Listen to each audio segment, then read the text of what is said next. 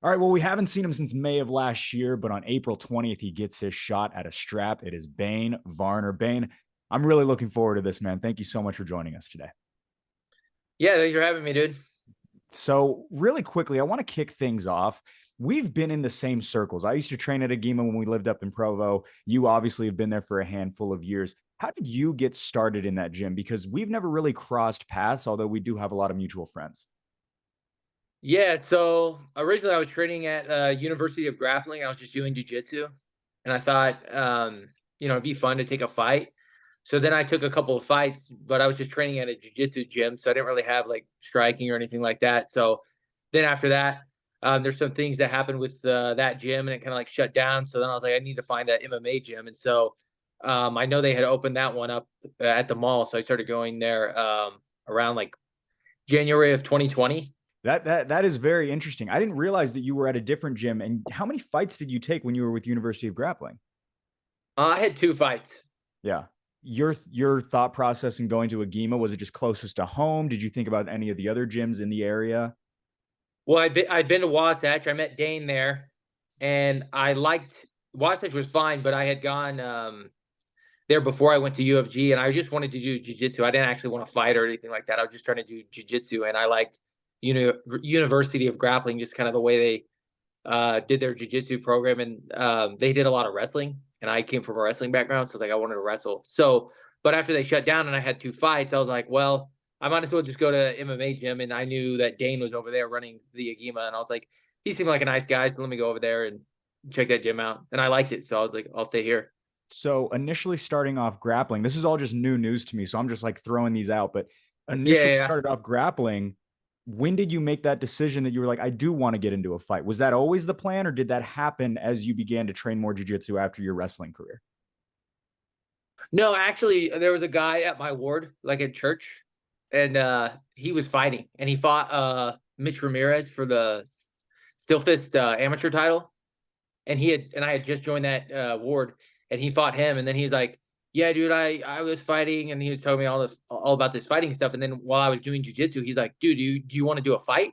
And I was like, "Yeah, I'll take a fight." And then he's like, "You should message Mountain Force."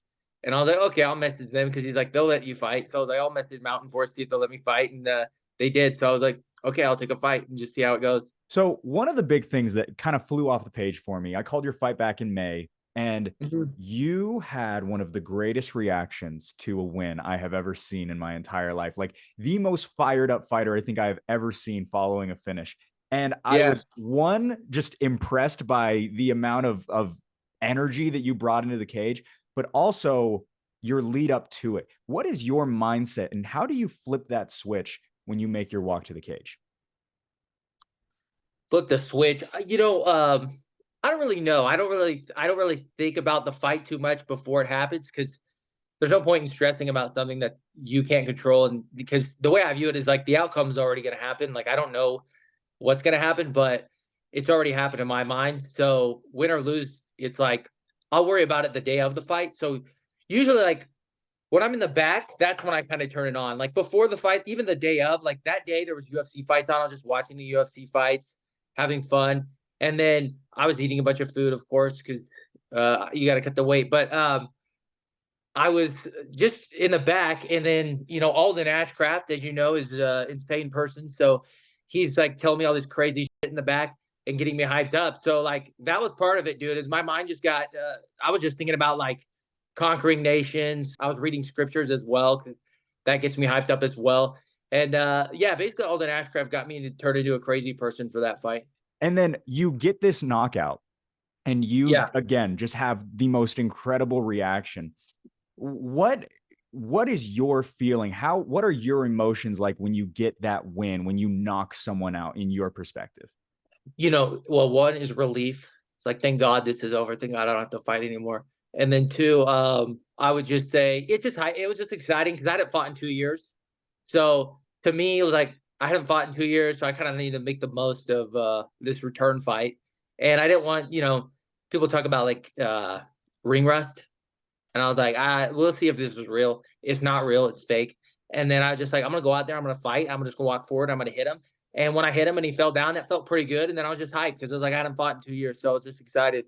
So you bring up something very interesting, saying like you were Uh-huh. grateful that the fight was over, right? How Uh-huh. much do you enjoy the process of fighting versus once you're actually in there? Like, when does it become enjoyable for you? I would say just the fight itself is fun, but it's obviously like stressful. It's like your body is like just getting shocked all at once. It's like a car crash kind of deal. So the fight itself is always fun, and then after is the most fun. I think anyone would tell you after is the most fun. Even win or lose, it's like okay, that's awesome. I worked really hard for a couple months on something, trained really hard, and now the fight's over. But I like the fight itself. I don't really enjoy the build up just because it's like you're dieting, you have to work out all the time, and maybe some people are, oh, this is my life. I love working out. I hate it, dude. It sucks. I'm not enjoying training, dude. I get fat after the fights are over, okay? I'll gain 30, 40 pounds in 2 months. I don't care. But when the fight's on, I take it serious and I take the training serious. And then when we fight, we fight. And Do I you enjoy that. I enjoy the fight. do you feel like you've been acclimated at least to it, the emotions and the pre and post fight and all that, or is it still difficult all these years later? No, it's easy, dude. It's like I would tell you this kind of sucks is that, and I haven't even had that many fights. I had 5 fights. The wins are not as enjoyable as like the first win. So it's like diminishing returns actually, but maybe winning a belt will make me feel more hyped. Well, let's talk a little bit about that. So you had a title fight back in 2020, and now 4 years Mhm. later, you get another opportunity at a strap. Where Yeah. do you believe that you have improved over the last 4 years in preparation for this next one? Well, I mean, that was my first fight with like an actual MMA gym and MMA camp. So I just understand how like to run a camp. Before it was like I was just doing my own thing. So I would do jujitsu 5, 6 days a week, and then I would go spar my friend in his garage. So now it's like it's more structured. You've got all the class times at Agima that I can go do, and then also just understanding like cardio, strength and conditioning, how to condition my body. So I would say that's just the main change. It's Yeah, just understanding how the fight camp needs to be structured so that you can go into the fight and, uh, you know, have the energy you need to actually complete the fight. I hope I word this correctly. The Mhm. way that you prepared leading into your first fights, leading into that title fight, those Mhm. couple of fights that you had before versus now, do you ever like look back and just go like, man, what was I even doing back then in terms of your preparedness now for a fight versus back then? Well, yeah, I mean, I didn't even know how to cut weight properly. I would just see what my weight was. I didn't know how to water load. I didn't know how to like cut carbs or anything like that. And I would just sweat it all out the day before. That was literally what I would do. So I didn't understand, there's easier ways. How much weight would you say you cut on one of those difficult cuts, like day of? What's maybe the most you've ever done? Like 12 pounds Jeez. the day of, but that's stupid. I'm never doing that again. How much nicer is it now having the information and the knowledge that you have now to be able to cut weight more efficiently? It's awesome, dude. The week is kind of lame. Like the week of is kind of miserable, but it's not that bad. It's really not that bad. It's chill. It's nice to know how to cut weight the right way. So it's cool. So, one of the big things I wanted to ask you, this will be your third Mhm. fight in 3 years. And Yeah, going forward, say you do win the championship belt. Are you looking to yeah, be more active over these next 12 months or so? Or are you still looking to maybe average out about a fight a year, just depending on your schedule? yeah. I wanted to fight like immediately after the last fight, but what happened was they offered me the title fight, and this is nobody's fault. It was just the dates they offered. I was like going to be out of town. And then when I went out of town, I got fat and happy. And then the next date they offered me, I was like a little too overweight. So then it was like, well, it just got pushed back. And so I didn't plan on it being 11 months for my next fight. So yeah, I want to after this fight. Hey, if I'm not hurt or anything, dude, maybe I'll fight in May. Maybe I'll fight in June. We'll see. We'd love to have you on any card we possibly can. How difficult is it getting to 170 for you? I think this last fight, I believe it was at Mhm. one, was it 85, 90? I can't remember. 95. Was it Mhm. 95? Okay, so what is it going to be like cutting back down 25 pounds to get to 70? It's not too bad because I think I'm I think if I was like optimized for my like weight class, I probably could get to 155. It's just I was carrying a lot of extra fat and I hadn't fought in 2 years, so I just didn't want to worry about cutting weight because I don't really care about the size of my opponent or anything like that. The weight is just it's probably better if I'm fighting at like a more natural weight than just being like heavy. You come from the most active gym for Fierce Fighting Championship being a GEMA. What do you Yeah. make of the unending talent pool? I mean, Andrew Mickelson, Tyler Call, Brendan Myers, Mike Jones comes. I mean, so many guys come and get reps at the gym that you are stationed at. What do you just make of some of the big names that come out and you also being a part of that training room? Well, they have me to train them, dude. I'm the best fighter in Utah, so obviously they're going to be the second and third best. So they're lucky to have me. One of the big questions I've always wanted to ask you, like genuinely, is Uh-huh. have you always been as much of an internet troll as it seems to be online? Yeah, and I was worse, dude. Honestly, I was worse, and I've got to tone it down a little because my wife might work for the FBI soon, and they will investigate. And if they investigate me, my ass might go to jail. Did your wife tell you like, hey, you've got to tone it down, or how did that kind of come to be? Oh yeah, listen, dude. I've got different names with different bills on it because I've been doxxed so many times online, dude. I'll tell you this right now, my Google bill for my internet is not in my name, and it's not my wife's name because I'm done getting doxxed.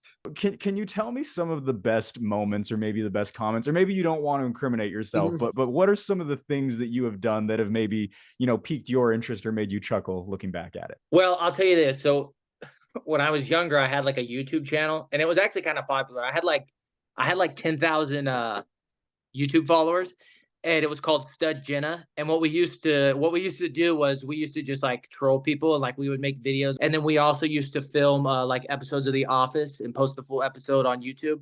But we would shake the camera the whole time, so they couldn't really watch it. It would be kind of messed up. And then we would do general pranks, but the channel got deleted for obvious reasons. This might be a silly question, but Mhm. do you have any specific like comedic idols or people that you enjoy watching, or that you grew up watching that made you as funny as you are? I mean, I just got to call a spade a spade. Yeah, well, obviously I liked Chael Sonnen when I was growing up.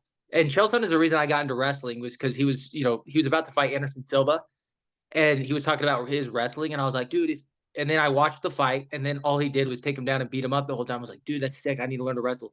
So then, literally, like a week later, when school started after that fight, UFC 117, I went to the wrestling coach that I wanted to wrestle because that's what Chael Sonnen did, and he didn't know who Chael Sonnen was, and he's like, okay, just show up with some wrestling shoes, and so I started wrestling.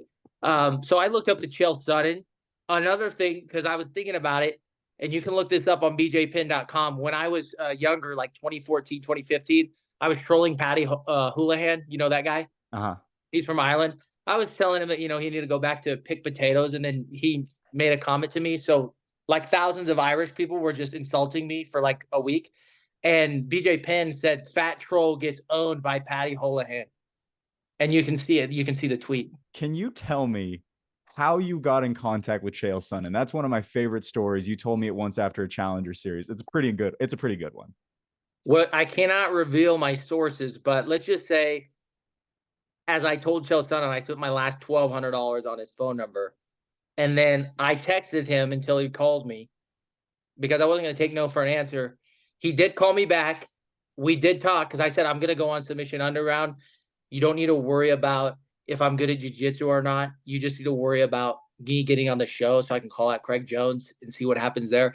He told me he'd put me on the show if I kept bothering him, but they haven't had another Submission Underground since, so I'm still waiting, but we'll see. All right, let's get back on track a little bit. Talking a little bit more about March 23rd. What are some of the things that you are looking forward to, and what's something that fans can expect out of you on April 20th? I should say the date has changed. What can they expect from me? Is that what you're asking me? Yeah, Well, they're going to get the same thing they got in the last fight. I'm going to walk forward, and I'm just going to punch my opponent as many times as I possibly can, and we'll see what happens. man, There, there, there is no game plan here, dude. I'm not worried about wrestling. I'm not worried about jiu-jitsu. I'm not worried about boxing. I'm going to walk forward. I'm going to punch him as hard as I can, and if that doesn't work, so be it. there is never a dull moment talking with you, Bain Varner. Thank you so much for the time. April 20th, UVU. He is going to be fighting for the welterweight strap. Thank you so much for the time. Yeah, no problem, dude. Thank you.